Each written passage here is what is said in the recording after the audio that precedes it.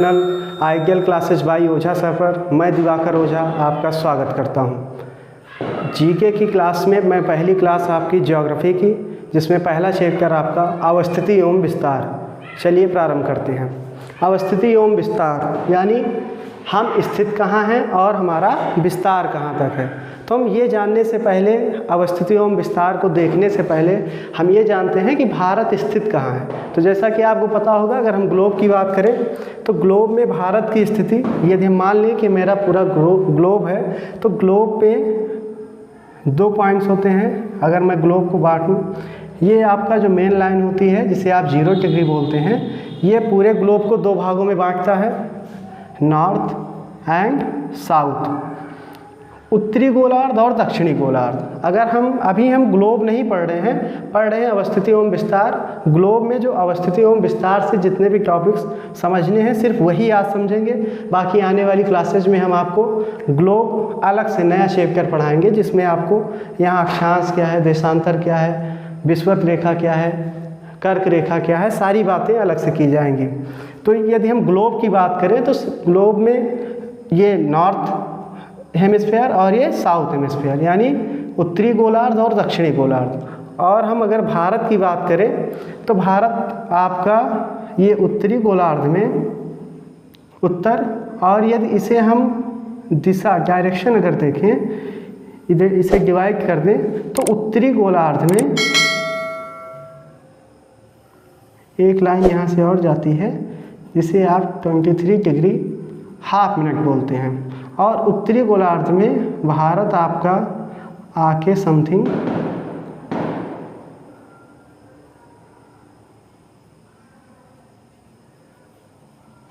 यहाँ स्थित होता है। यानी हम भारत को, जो भारत आपका यहाँ दिख रहा है वही भारत हम निकाल के यहाँ रखे हैं, जिसे हमें विस्तार से पढ़ना है।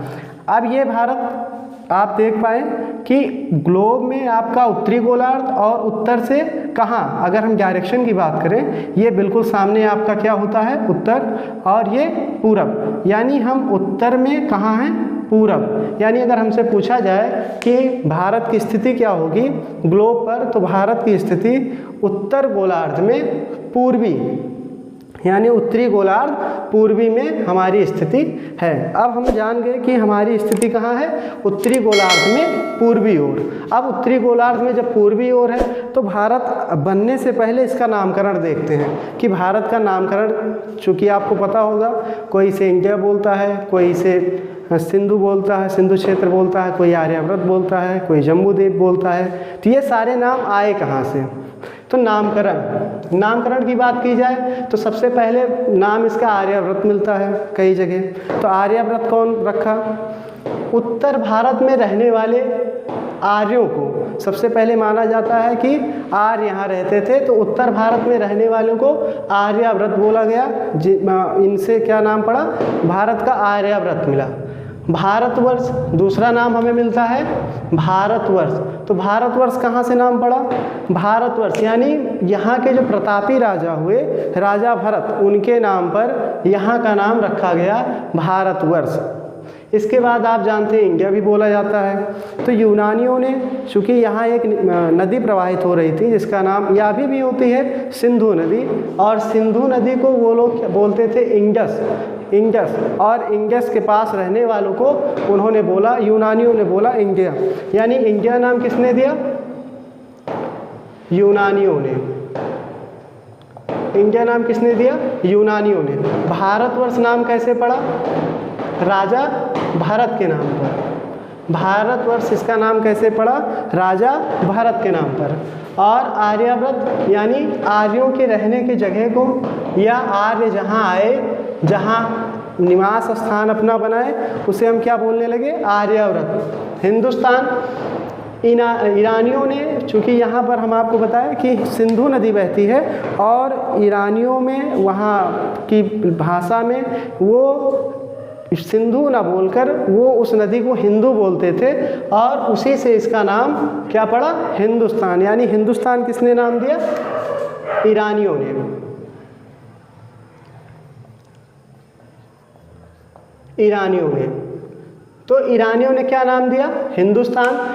यूनानियों ने इंडिया, राजा भरत के नाम पर भारतवर्ष, और आर्यों के रहने की जगह के नाम पर क्या पड़ा, आर्यावर्त। ये तो हुआ हमारा नामकरण कि हमारे देश का, हमारे प्रदेश का नाम कैसे पड़ा, नामकरण। इसके बाद हम आ जाते हैं अपने पूरे भारत पर।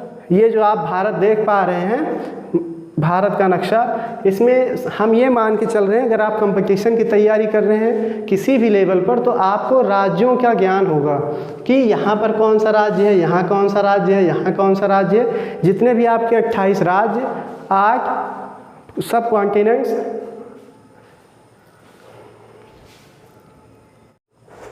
तो यदि आप कोई भी कंपटीशन की तैयारी करते हैं तो हम ये मान के चलते हैं कि आपको राज्यों का ज्ञान होगा कि हमारे राज्य कहाँ कौन से स्थित हैं। जैसे अगर हम बात करें जम्मू कश्मीर, उत्तराखंड, हिमाचल प्रदेश, पंजाब, गुजरात, सारे राज्यों की बात करें तो आपको हम ये मान के चलते हैं कि आप जो राज्यों की स्थिति आपको आती होगी, कहाँ कौन सा राज्य स्थित है। तो अब हम देखते हैं कि हम अगर स्थिति की बात करें, भारत का विस्तार कहाँ से लेके कहाँ तक है। तो अगर हम उत्तर में बात करें, जैसा कि आपको पता है, जैसे यहाँ हम देखें तो इसका उत्तरी क्या होगा, ये होगा, दक्षिण क्या होगा, ये होगा, और आपका ईस्ट क्या होगा, ये होगा, और वेस्ट क्या होगा, ये होगा। यानी उत्तर, दक्षिण, पूरब, पश्चिम। अगर हम उत्तर की बात करें तो उत्तर में आपका विस्तार जो है, स्थिति जो है 37 डिग्री 6 मिनट से लेके दक्षिण में आपको 8 डिग्री 4 मिनट तक मिलती है। अगर उत्तर बिंदु की बात करें हम तो उत्तर बिंदु को बोलते हैं इंद्रा कौल। उत्तर बिंदु को क्या बोलते हैं, इंद्रा कौल।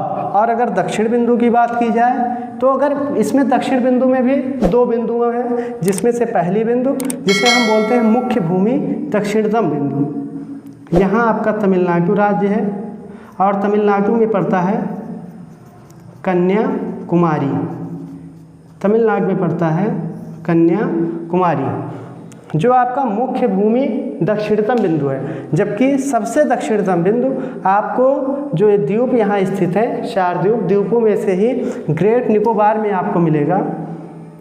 थोड़ा सा नीचे होगा लेकिन शायद वहाँ तक दिखे नहीं, तो इसलिए हम यही लिख देते हैं इंदिरा पॉइंट। इंदिरा पॉइंट ये आपको ग्रेट निकोबार में,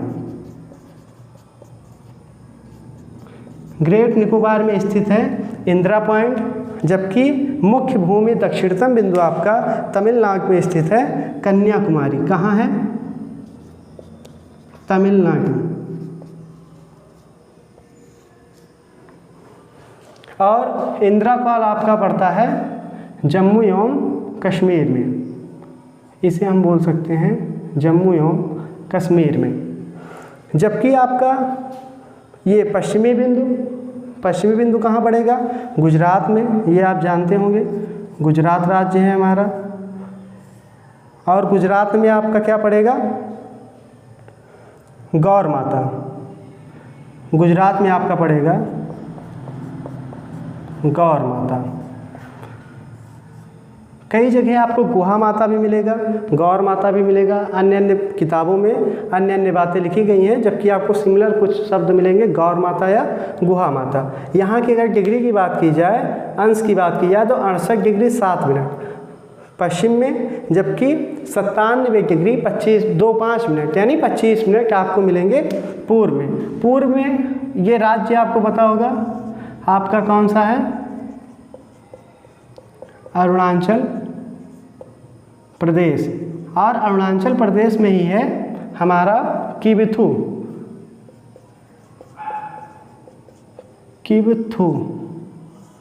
अरुणाचल प्रदेश में क्या है, किबिथु। जबकि अरुणाचल प्रदेश पे डिग्री की बात करें तो 97 डिग्री 25 मिनट, दक्षिण में 8 डिग्री 4 मिनट, उत्तर में 37 डिग्री 6 मिनट, पश्चिम में 68 डिग्री 7 मिनट।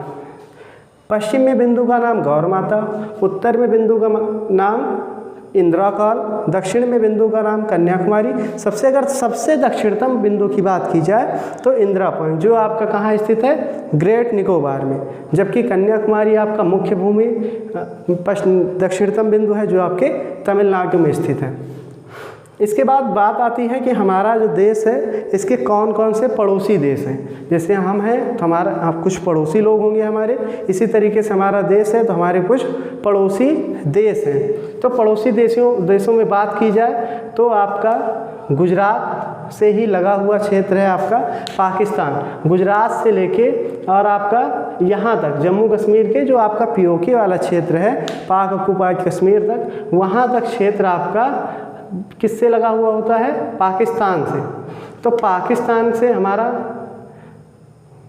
सबसे यहाँ पड़ोसी देश कौन सा है, पाकिस्तान, और पाकिस्तान में हमारा है 3323 किलोमीटर हम पाकिस्तान के साथ सीमा साझा करते हैं, 3323 किलोमीटर। जबकि हम अफ़गानिस्तान के साथ कितना सीमा साझा करते हैं, 106 किलोमीटर। किसके साथ,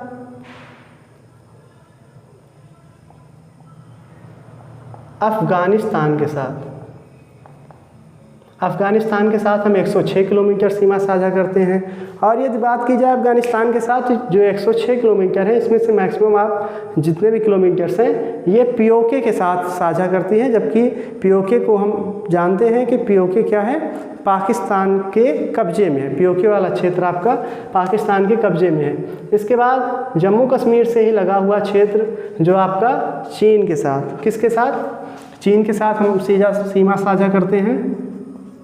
यहाँ पर आपका नेक्स्ट पड़ोसी देश है हमारा चीन, चीन के साथ हम 3488 किलोमीटर सीमा साझा करते हैं। इसके बाद हम नेपाल है, नेपाल आपका सबसे निकटतम पड़ोसी देशों में बात की जाए तो नेपाल है,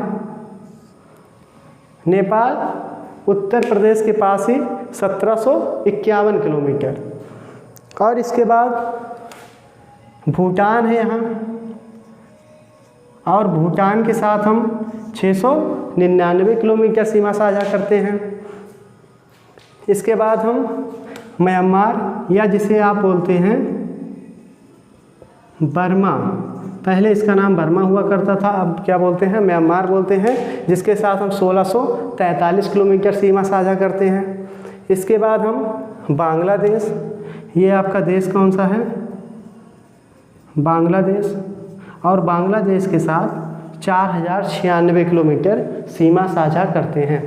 कई बार डायरेक्ट क्वेश्चन पूछे जाते हैं यहाँ से कि सबसे ज़्यादा हम किस देश के साथ सीमा साझा करते हैं, जैसे कि अभी दिल्ली पुलिस हाल ही में एक क्वेश्चन आया था कि भारत सबसे ज़्यादा किस देश के साथ सीमा साझा करता है, तो बांग्लादेश 4096 किलोमीटर, और सबसे कम हम अफ़गानिस्तान के साथ 106 किलोमीटर, और सबसे ज़्यादा 4096 किलोमीटर किसके साथ, बांग्लादेश के साथ सीमा साझा करते हैं।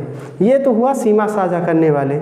और यहाँ से एक ट्रिक भी बनती है, चूँकि काफ़ी पुरानी ट्रिक है, कि हमारे पड़ोसी देशों की बात की जाए तो एक ट्रिक आती है बचपन में MBA। बचपन में MBA ये काफ़ी पुरानी और काफ़ी लोकप्रिय ट्रिक रही है पड़ोसी देशों को याद करने की, तो ये भी आप फॉलो कर सकते हैं बचपन में MBA।